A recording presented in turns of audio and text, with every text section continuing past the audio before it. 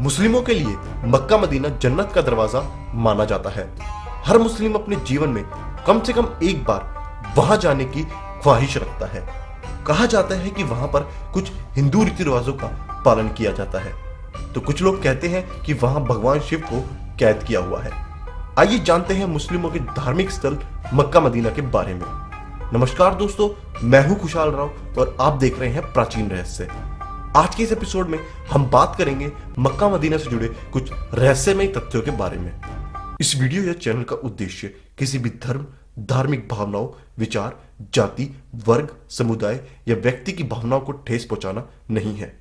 यह वीडियो प्रख्यात प्रसिद्ध धर्म विशेषज्ञों से मिली जानकारी के आधार पर बनाया गया है। मक्का की आधारशिला आज से लगभग 1400 वर्ष पूर्व मोहम्मद पैगंबर साहब के द्वारा की गई थी। यह बाहर से देखने में एक चौकोर कमरा नुमा इमारत दिखाई देती है, जिस पर काला लिफाफा चढ़ा हुआ है। इसके चारों तरफ मस्जिद बनी हुई है, जिसमें हज के लिए आने वाले मुस्लिम जायरीन अल्लाह की इबादत करते हैं और अपने गुनाहों के लिए माफी मांगते हैं। आइए बात कर लेते हैं कड़वे सच के बारे में। संपूर्ण विश्व क्या, भारत के लोग ही यह कटु सत्य स्वीकार नहीं कर सकते कि इस्लाम ने हिंदू की आस्था माने जाने वाले असंख्य मंदिर तोड़े हैं और उनके स्थान पर उसी मंदिर के अवशेष से मस्जिदों का निर्माण करवाया। इस्लामिक विध्वंसक गतिविधियां इतनी प्रचंडता के साथ की जाती थी कि तक्षशिला विश्वविद्यालय और सोमनाथ मंदिर विध्वंस किए गए। इस्लाम नीति इस आधार पर रखी गई कि दूसरों के धर्म का अनादर करो और उनको नेस्तनाबूद और पवित्र स्थलों को खंडित कर वहां मस्जिद और मकबरे का निर्माण किया जाए। इस काम में बाधा डालने वाले जो लोग भी सामने आए, उन लोगों को मौत के घाट उतार दिया जाए, भले ही वे लोग मुस्लिमों को परेशान ना करते हों। मोहम्मद साहब और मुसलमानों के हमले से मक्का और मदीना के आसपास का पूरा इतिहास बदल दिया गया। इस्लाम एक तलवार पर बना धर्म था, है और रहेगा। इसका अंत भी उससे ही होगा। किंतु पीएनओके ने सिद्ध कर दिया है मकेश्वर शिवलिंग ही हजे अस्वद है। मुसलमानों के सबसे बड़े तीर्थ मक्का मकेश्वर महादेव का मंदिर था। वह काले पत्थर का विशाल शिवलिंग था जो खंडित अवस्था में अब भी वहां है। हज के समय संगे अस्वद, संग अर्थात पत्थर, अस्वद अर्थात अश्वेत यानी काला, कहकर मुसलमान उसे ही पूजते और चूमते हैं। द्वारिका शारदा पीठाधीश्वर शंकराचार्य स्वामी स्वरूपानंद सरस्वती का मानना है कि मक्का में मकेश्वर महादेव मंदिर है। मोहम्मद साहब भी शैव थे, इसलिए वे मकेश्वर महादेव को मानते थे। एक बार वहां लोगों ने बुद्ध की प्रतिमा लगा दी। वह इसके बहुत विरोधी थे।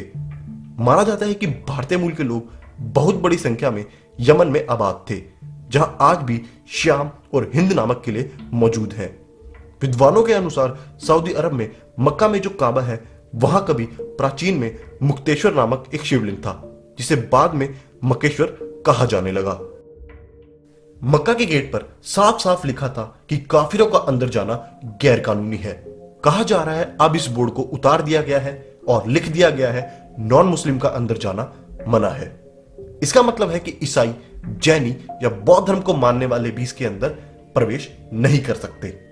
मुसलमान के पैगंबर मोहम्मद एक ऐसे विध्वंसक गिरोह का नेतृत्व करते थे जो धन और वासना के पुजारी थे। मोहम्मद ने मदीना से मक्का के शांति प्रिय मूर्ति पूजकों पर हमला किया और जबरदस्त नरसंहार किया। मक्का का मदीना से अपना अलग अस्तित्व था, किंतु मोहम्मद साहब के हमले के बाद मक्का मदीना को एक साथ जोड़कर देखा जाने लगा, जबकि मक्का के लोग जो कि शिव के उपासक माने जाते हैं। मोहम्मद की टोली ने मक्का में स्थापित कर वहां पे स्थापित की हुई 360 में से 359 मूर्तियां नष्ट कर दी और सिर्फ काला पत्थर सुरक्षित रखा, जिसको आज भी मुसलमानों द्वारा पूजा जाता है। उसके अलावा अल उज्जा, अल्लात और मनात नाम की 3 देवियों के मंदिरों को नष्ट करने का आदेश भी मोहम्मद ने दिया और आज उन मंदिरों का नामो निशान नहीं है। हिश्म इब्र अल कल्बी, पेज नंबर 2526। इतिहास में यह किसी हिंदू मंदिर पर सबसे पहला इस्लामिक आतंकवादी हमला था। उस काले पत्थर की तरफ आज भी मुस्लिम श्रद्धालु अपना शीश झुकाते हैं। किसी हिंदू पूजा के दौरान बिना सिला हुआ वस्त्र या धोती पहनते हैं।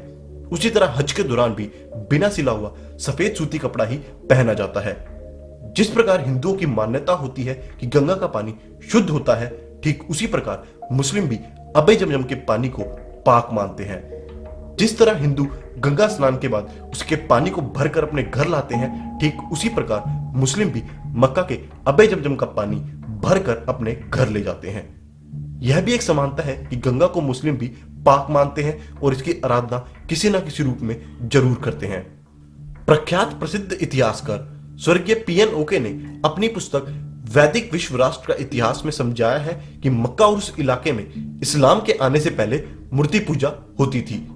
हिंदू देवी देवताओं के मंदिर थे। गहन रिसर्च के बाद उन्होंने यह भी दावा किया कि काबा में भगवान शिव का ज्योतिर्लिंग है। पैगंबर मोहम्मद ने हमला कर मक्का की मूर्तियां तोड़ी थी। यूनान और भारत में बहुतायत में मूर्ति पूजा की जाती रही है। पूर्व में इन दोनों ही देशों की सभ्यताओं का दूरस्थ इलाकों पर प्रभाव था। ऐसे में दोनों ही इलाकों के कुछ विद्वान काबा में मूर्ति पूजा होने का तर्क देते हैं। हज करने वाले लोग काबा के पूर्वी कोने पर जड़े हुए एक काले पत्थर के दर्शन को पवित्र मानते हैं, जो कि हिंदुओं का पवित्र शिवलिंग है। वास्तव में इस्लाम से पहले मिडिल ईस्ट में पीगन जनजाति रहती थी और वह हिंदी रीति रिवाजों को ही मानती थी। एक प्रसिद्ध मान्यता के अनुसार है कि काबा में पवित्र गंगा है, जिसका निर्माण महापंडित रावण ने किया था। रावण शिव भक्त था। वह शिव के साथ गंगा और चंद्रमा के महात्म को समझता था और यह जानता था कभी शिव को गंगा से अलग नहीं किया जा सकता।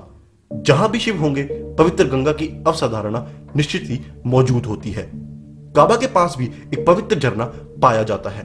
इसका पानी भी पवित्र माना जाता है। इस्लामिक काल से पहले भी इसे पवित्र आबे जमजम ही माना जाता था।